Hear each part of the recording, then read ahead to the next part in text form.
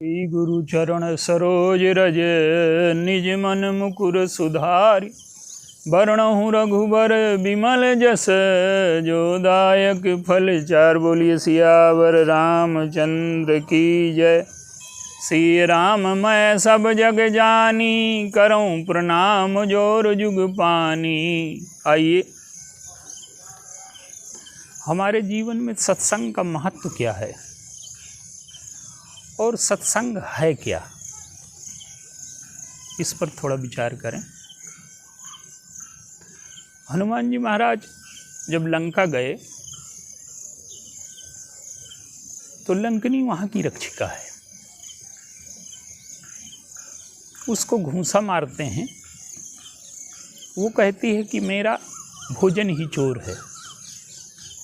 घूंसा मारते हैं और जब उसके खून निकलता है उठ करके खड़ी हो जाती है तो कहती है कि तात स्वर्ग अपवर्ग सुख धरिय तुला एक अंग, तूल न ताहि सकल मिल जो सुख लव सत्संग।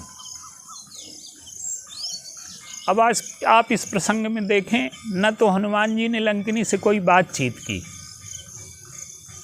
न कुछ कहा, तो ये सत्संग कैसे हो गया?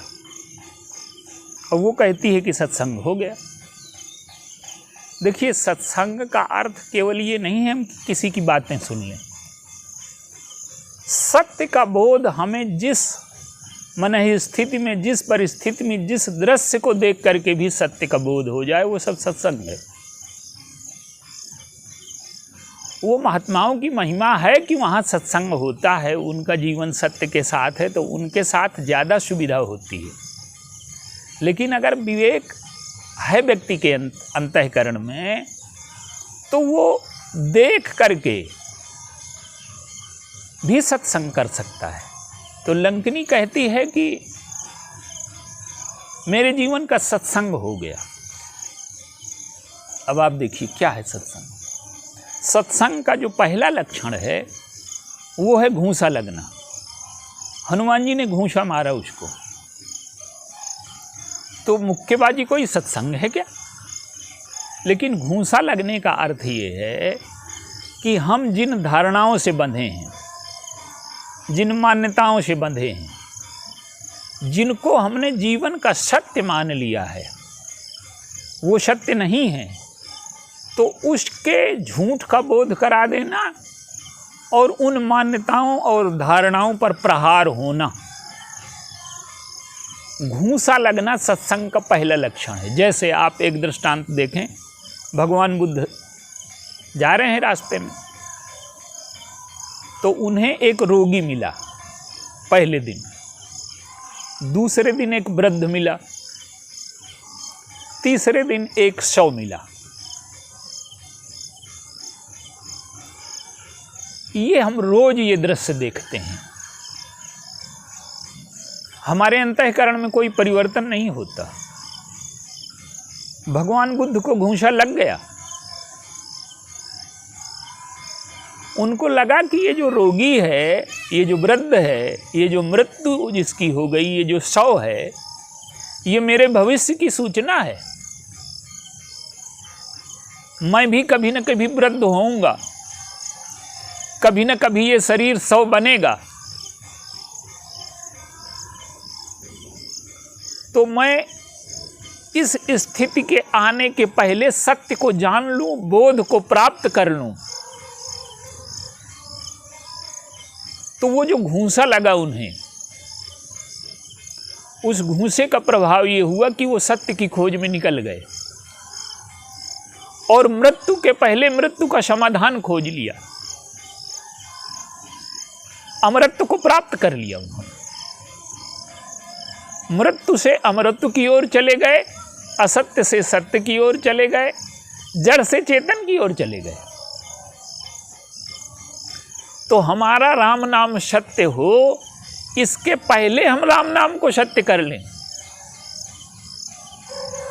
वो जो शव है उसको लोग कहते हैं राम नाम सत्य है, उसने अपने जीवन में राम नाम को सत्य कभी नहीं माना, और जो कह रहे हैं वो भी अपने जीवन में सत्य नहीं मानते, और जब वो मरेंगे तो उनके लिए दूसरे कहेंगे।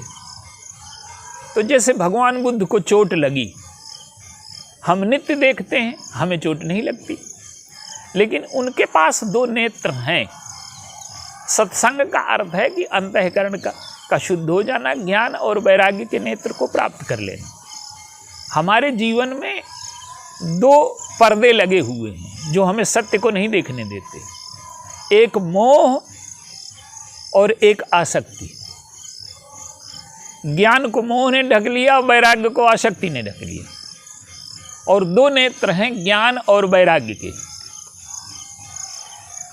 ज्ञान के नेत्र से हम सत्य को समझ लें, और वैराग्य का अर्थ है कि हम छोड़ दें, जो असत्य है उसे छोड़ दें, ये वैराग्य है, और जो सत्य है उसे पकड़ लें, ये ज्ञान है। लेकिन हमें क्या लगता है कि ये बेचारा मर गया। वो मर नहीं गया, उसने हमारे मरने की खबर दी, हमें जगाने के लिए आया वो। लेकिन मोह की वजह से लगता है कि सब मरेंगे, हम न मरेंगे, सब बिछुड़ेंगे, हम ऐसे रहेंगे। तो इसका ये अर्थ नहीं है कि हम सब छोड़ करके चले जाएं। इसका अर्थ ये है कि हम परिवार में रहें, लेकिन ज्ञान और वैराग्य से मोह और आसक्ति को मिटा दें। तो जब मोह और आसक्ति मिट जाती है तो हमारे जीवन में सत्य का दर्शन होने लगता है। तो भगवान बुद्ध को चोट लगी, उसी प्रकार से लंकनी को हनुमान जी ने घूंसा मारा। लंकनी को क्या है, उसको लगता है कि रावण राजा है और ये चोर हैं जो घुस रहे हैं। लंकनी कहती है मोर आहार जहां लगी चोरा। हनुमान जी कहते हैं कि अगर तू चोर को खाती होती तो सबसे पहले रावण को खाती, जो सीता जी को चुरा करके लाया है। तू चोर को नहीं खाती, तू चोर को पता लगाने वाले को खाती है, इसलिए तुझे दंड देना आवश्यक है।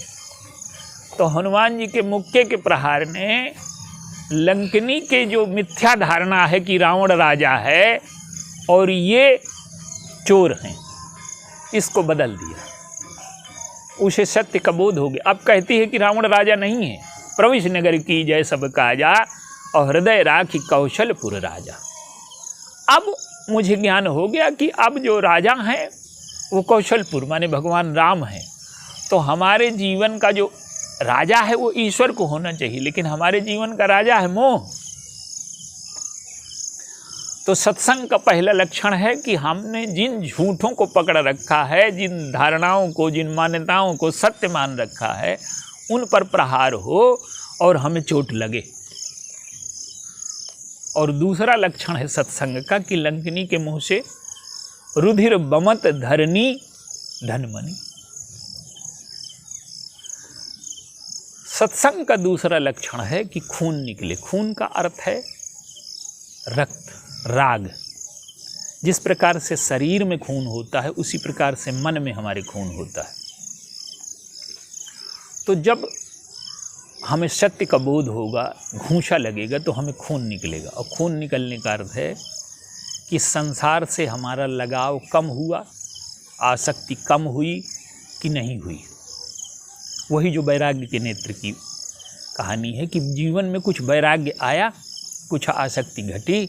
संसार से जो मिथ्या मान्यताओं को हमने पकड़ा था उनकी आसक्ति कुछ कम हुई, संसार से लगाव कम हुआ। और अगर हम संसार से लगाव हमारा उसी प्रकार का है तो फिर हमारे जीवन में सत्संग नहीं हुआ। तो पहला लक्षण है घूंसा लगना, दूसरा लक्षण है रक्त निकलना। महात्मा जी आते हैं तो हम कहते हैं कि ये बड़े विरक्त महात्मा हैं। तो विरक्त का क्या अर्थ है कि इनका संसार से लगाव कम हो गया। क्या खून नहीं है क्या उन महात्मा के? उनके शरीर में भी खून है, पर उनके मन में रक्त नहीं है, मन में राग नहीं है, संसार से राग समाप्त हो गया है, इसलिए वो बिना खून के महात्मा हैं। तो दूसरा लक्षण सत्संग का राग का कम होना, लगाव का कम होना, आसक्ति का कम होना। और तीसरा लक्षण है उठ करके खड़े हो जाओ। उठ करके खड़े होने का अर्थ ये है कि अगर ये दो चीज़ें मोह और आसक्ति रहीं तो हमारा जीवन नीचे की ओर जाएगा, ऊपर की ओर जा ही नहीं रहा। हमें लगता है कि हम बड़ा विकास कर रहे हैं, बड़ी उन्नति कर रहे हैं, और जब ये दो चीज़ें जीवन में घटित होंगी तब हम उठ करके खड़े होंगे, और जब हम उठ करके खड़े होंगे जीवन हमारा उन्नति की ओर चलेगा। तब हमें सत्य का बोध हो गया, जैसे लंकिनी को हो गया। कहती है कि प्रविश नगर की जय सब काजा, हृदय राखी कौशलपुर राजा। तो हमें संसार को नहीं छोड़ करके चले जाना, सारे काम करने हैं, लेकिन बस एक सत्य को धारण कर लेना है कि हमने जिस संसार को अपने हृदय में बसाया हुआ था, मोह को, आसक्ति को, असत्य को अपने हृदय में जो हमने बसाया था, उसको हम अपने हृदय से निकाल करके भगवान राम को हृदय में बैठा लें, सारे कार्य करें। जीवन में सारे कार्य करने हैं। भगवान कृष्ण कहते हैं कि मामन स्मर युद्ध चा, मेरा स्मरण कर और युद्ध कर। तो ये जो तीसरा प्रभाव है उठ खड़े होने का, कि हमारे जीवन में, हमारे हृदय में ईश्वर बैठ जाए और हम संसार के सारे काम करते हुए भी मुक्त रहेंगे। क्योंकि जब ईश्वर बैठेगा तो ना अहंकार होगा, ना मोह होगा, ना आसक्ति होगी। तो हमारा जो जीवन है वो स्वच्छ हो जाएगा, शुद्ध हो जाएगा। और हम जो कुछ भी देखते हैं आँख से नहीं देखते, मन से देखते हैं। तो जब हमारा अंतःकरण स्वच्छ हो जाएगा तो हमें सत्य के दर्शन होंगे, और जब हमें सत्य के दर्शन होने लगेंगे तो सत्य के साथ हम बैठ जाएंगे। यही सत्संग है, और सत्संग की बड़ी महिमा है। बिना सत्संग के हम जीवन में कभी उठ नहीं सकते। तो जो उन्नति है वो बिना सत्संग के नहीं आ सकती। और ये तीन सूत्र अगर हमारे जीवन में घटते हैं कि हमारे मोह, हमारे घूंसा लगे, हमारे जीवन घूंसा लगे तो मान्यताओं पर प्रहार हो, और संसार से लगाव कम हो, और तीसरा हमारे जीवन में उठ खड़े होने की वृत्ति आए, ये सत्संग का अर्थ है। बोलिए सियावर।